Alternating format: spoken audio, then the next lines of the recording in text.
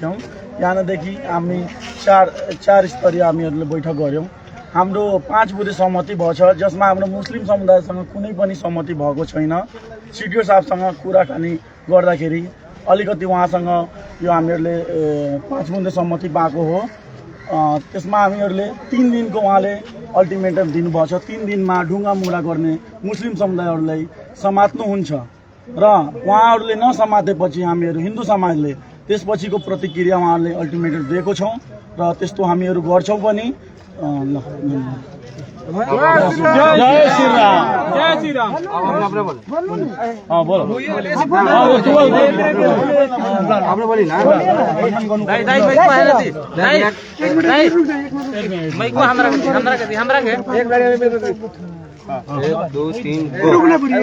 सीताराम है सबैलाई। श्री सीताराम। खास हाम्रो यो हामीले 3 दिनको अल्टिमेटम दिया पनि होइन।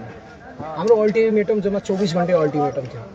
भोलि नयाँ वर्षको दिन परेको हुनाले भोलि बिदा र पर्सि सार्वजनिक बिदा भएको कारणले यो चाहिँ लम्बिएको हो र त्यस पछाडि पनि प्रशासनसँग भएको सहमति हाम्रो कार्यान्वयन भएन भने आउने आगामी आन्दोलनका स्वरूपहरू विरोधका कार्यक्रमहरू जे जस्तो छन्, जे जस्तो फेरि त्यसपछि के एक्सन लिनुपर्छ, हामीले के गर्नुपर्छ, कस्तो खाले स्वरूप हामीले तय गर्नुपर्छ, त्यसबारेमा हामी सम्पूर्ण हिन्दू समाज बसेर एक आपसमा छलफल गरेर हामीले त्यसबारेमा निर्णय लिनेछौँ।